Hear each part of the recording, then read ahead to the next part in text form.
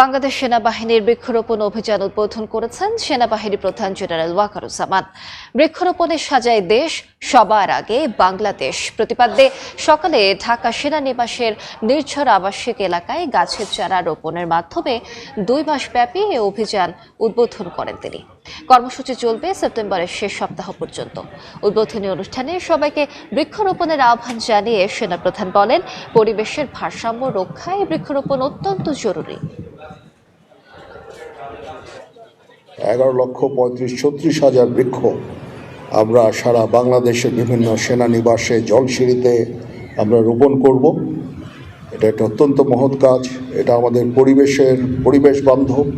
এখানে oxygen generate হয়, এই গাছ থেকে অক্সিজেন জেনারেট হয় এবং পরিবেশের সুরক্ষা দেয়। তো এই জন্য এটা আমরা অত্যন্ত গুরুত্বের সাথে আমরা এটা পালন করে থাকি।